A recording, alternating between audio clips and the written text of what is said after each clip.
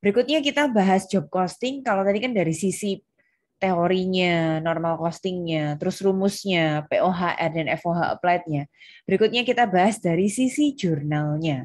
Minggu lalu saya bilang, di pertemuan kedua, waktu kita belajar basic cost management concept, sebenarnya sudah ada jurnal.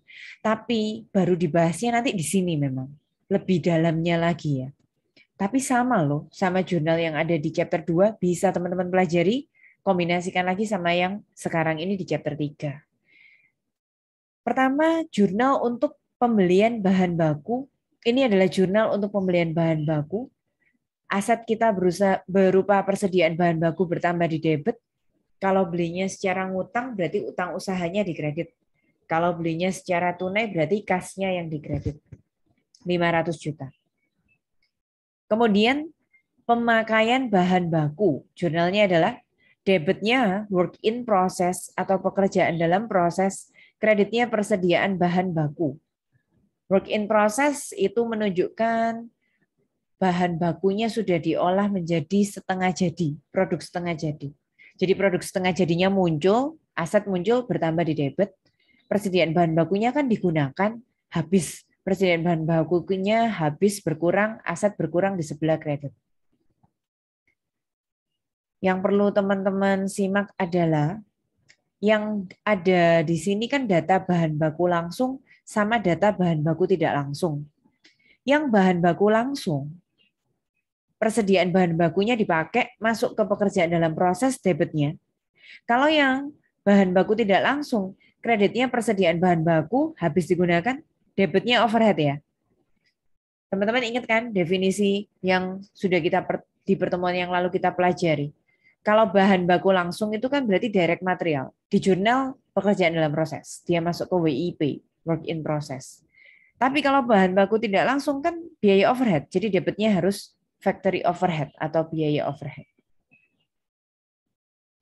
Berikutnya, bagaimana tentang penggunaan tenaga kerja langsung dan tidak langsung. Kalau tenaga kerja, kita bisa lihatnya dari time ticket. Formulir waktu kerja, kita lihat di sini.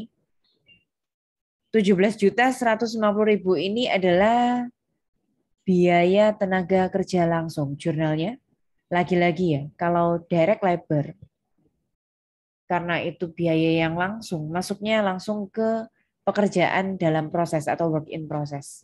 Kreditnya hutang gaji, salary payable boleh. Salary expense juga nggak apa-apa. Nanti kalau ada penggunaan tenaga kerja yang tidak langsung, debitnya factory overhead, kreditnya hutang gaji atau beban gaji boleh. Selanjutnya, habis bahan baku, tenaga kerja, sekarang overhead. Nah, overheadnya dihitung dulu. Biaya overhead, kalau tadi cost drivernya jam tenaga kerja langsung. Kalau di sini maunya cost drivernya biaya bahan baku langsung. Ikuti saja ya. Itu masing-masing sesuai dengan yang pabriknya milih. Satu cost driver yang diinginkan apa. 400 juta dibagi 1M ketemu 0,4. Karena tadi membaginya pakai biaya bahan baku langsung,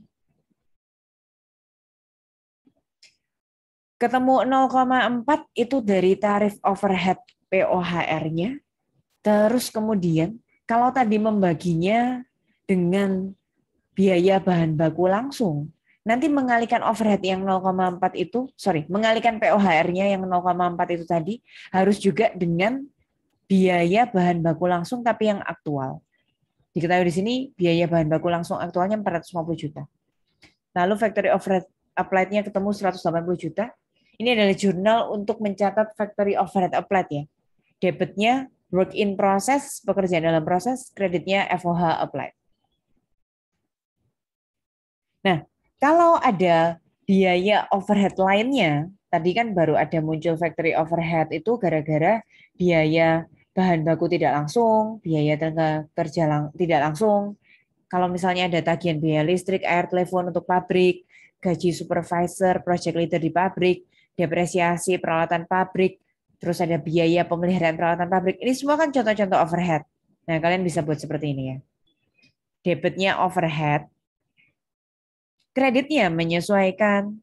Kalau dibayar tagihan, kalian keluar uang, maka cash-nya keluar di kredit. Kalau tentang gaji, kreditnya boleh hutang gaji. Kalau tentang penyusutan, kreditnya akumulasi penyusutan, dan macam-macam nanti. Contoh misalnya ada soal kadang tentang asuransi, kreditnya bisa asuransi dibayar di muka. Atau prepaid insurance begitu ya. Laporan laba ruginya seperti yang minggu lalu sudah kalian buat ya. Jadi kurang lebih kita ngitung harga pokok produksi, harga pokok penjualan, kemudian nanti hasil akhirnya tentu saja sampai operating income.